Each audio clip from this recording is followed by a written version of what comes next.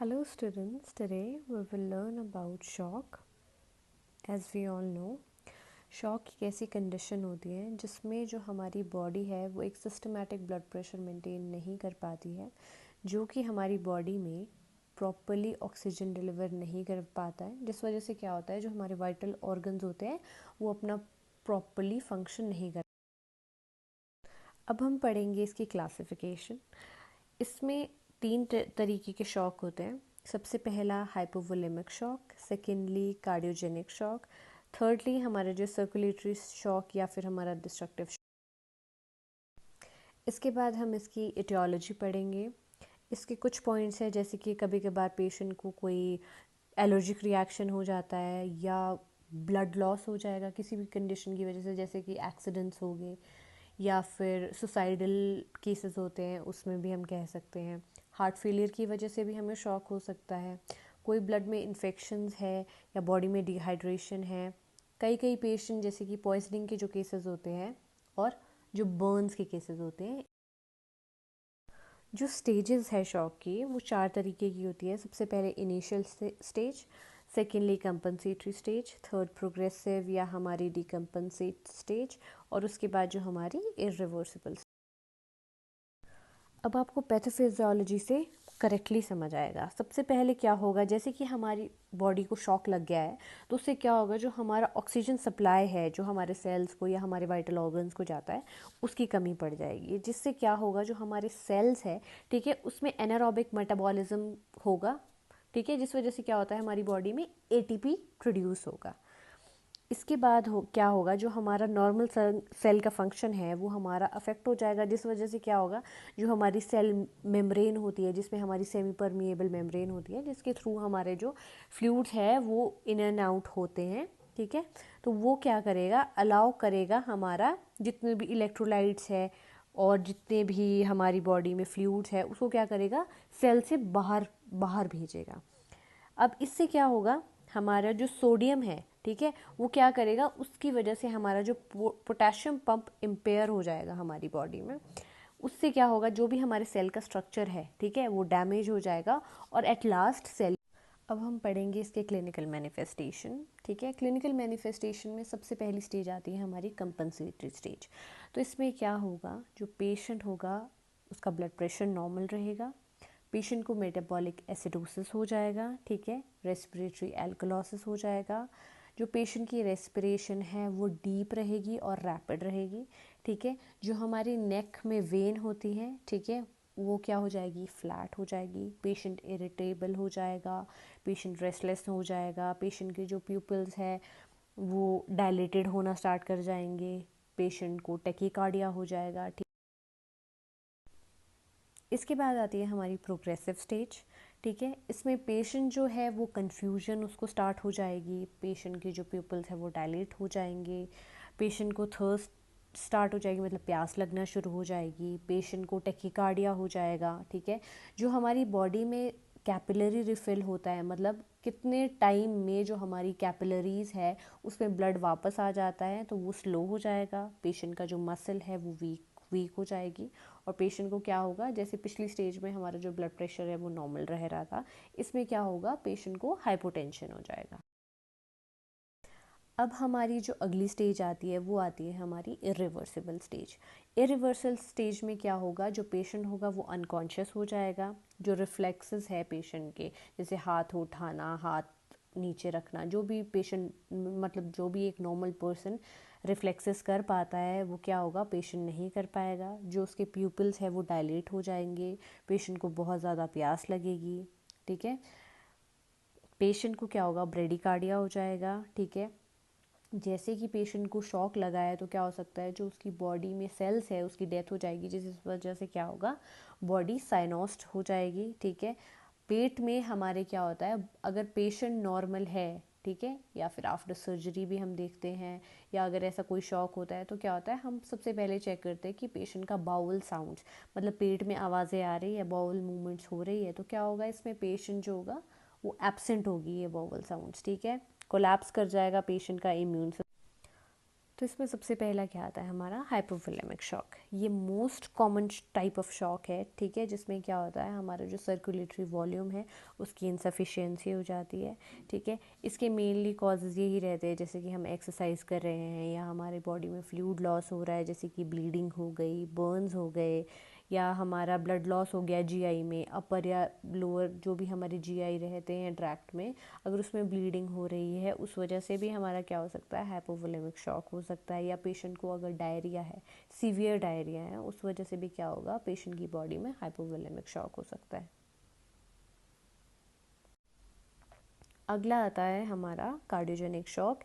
ये किस वजह से हो सकता है, अगर हमारा जो हार्ट है वो प्रॉपरली पंप नहीं कर पा रहा है, जिस वजह से क्या है एडिक्वेट अमाउंट हमारा जो ब्लड का है वो हमारे वाइटल ऑर्गन्स तक नहीं पहुंचता है, उसकी वजह से क्या हो सकता है हमारी बॉडी में कार्डियोजेनिक शॉक हो सकता है, ठीक है। ये क्या कर सकता है हमारा जो हार्ट की मसल्स है उसको डैमेज कर सकता है, ठीक है। और इसकी क्या रीज़न रह सकते हैं, जैसे कि हमारी बॉडी में अरिथमिया हो सकता है, कंजेस्टिव हार्ट फेलियर हो सकता है, या हमारे किसी भी कार्डियक के वॉल्व में कोई प्रॉब्लम आ सकती है, उस वजह से क्या होगा हमारी बॉडी में कार्डियोजेनिक शॉक हो जाएगा। इसका अगला जो पॉइंट है वो है हमारा सर्कुलेटरी शॉक, या फिर इसे हम डिस्ट्रीब्यूटिव शॉक भी बोल सकते हैं। इसमें क्या होता है ब्लड लॉस तो हमारा नहीं होता है, पर क्या होता है हमारी जो वेसल्स है उसकी डायलेशन हो जाती है, ठीक है, जिस वजह से क्या है हमारी बॉडी में प्रॉपर्ली ब्लड सप्लाई नहीं हो पाती है, ठीक है। इसके जो पार्ट्स है वो सब डिवाइडेड है, जैसे कि हमारा सेप्टिक शॉक हो गया, हमारा ऑब्स्ट्रक्टिव शॉक हो गया, हमारा न्यूरोजेनिक शॉक हो गया, और एट लास्ट हमारा एनाफिलेक्टिक शॉक हो जाएगा।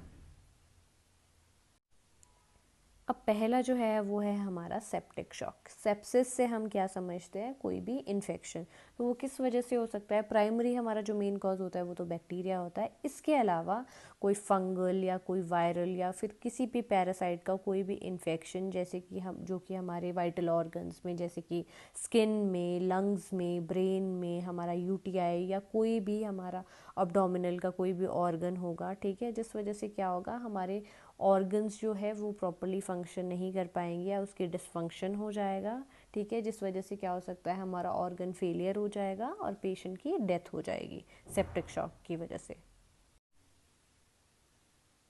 नेक्स्ट है हमारा ऑब्स्ट्रक्टिव शॉक, ठीक है। ऑब्स्ट्रक्टिव शॉक से क्या समझते हैं हम कि जो हमारा ब्लड फ्लो है उसमें क्या होगी हमारी ऑब्स्ट्रक्शन आ जाएगी, जो कि क्या लीड करेगा हमारा कार्डियक अरेस्ट को। इसके एग्जांपल नॉर्मली है जैसे कि न्यूमोथोरैक्स हो गया, हमारा एयोटिक स्टेनोसिस हो गया, पल्मनरी एम्बोलिज्म हो गया, ये हमारे ऑब्स्ट्रक्टिव शॉक के रीजंस हो सकते हैं। नेक्स्ट हम पढ़ेंगे हमारा न्यूरोजेनिक शॉक। ये कोई कॉमन टाइप का शॉक नहीं है, ठीक है। इसमें ये मेनली उन पेशेंट्स को देखा जाता है जिनको या तो हमारे स्पाइनल कॉर्ड की इंजरी होगी, ठीक है, जिस वजह से क्या होगा पेशेंट के जो मोटर रिफ्लेक्सेस है वो डिक्रीज हो जाएंगे, ठीक है। इसमें क्या होगा रिलैक्सेशन हो जाएगी हमारी वेसल्स में, जिस वजह से पेशेंट को हाइपोटेंशन हो सकता है, ठीक है। ये करेक्टराइज इस तरीके से भी हम बता सकते हैं, या तो पेशेंट का जो टेम्परेचर है वो वार्म रहेगा, स्किन ड्राई रहेगी, पेशेंट को ब्रेडिकार्डिया हो सकता है, ठीक है, जिसे हम क्या कह सकते हैं न्यूरोजेनिक शॉक बोल सकते हैं। एट लास्ट हम पढ़ेंगे हमारा एनाफिलेक्टिक शॉक। एनाफिलेक्टिक शॉक किसी भी वजह से, किसी भी सीवियर रिएक्शन की वजह से हो सकता है, किसी भी सीवियर एंटीजन की वजह से हो सकता है, बॉडी में कोई ड्रग रिएक्शन हो सकता है, जैसे कि हमने कोई ड्रग एडमिनिस्टर करी पेशेंट की बॉडी में, उस वजह से भी पेशेंट को क्या हो सकता है एनाफिलेक्टिक शॉक हो सकता है। क्यों? क्योंकि अगर हमारी बॉडी में कोई भी फॉरेन बॉडी जाती है, ठीक है, और हमारी जो बॉडी है वो रिएक्ट करती है, तो क्या करती है वो मास्ट सेल रिलीज़ करती है, ठीक है, जो कि हमारी बॉडी में वेजोडाइलेशन करता है, जिस वजह से क्या होता है हमारी बॉडी में एनाफिलेक्टिक शॉक होता है।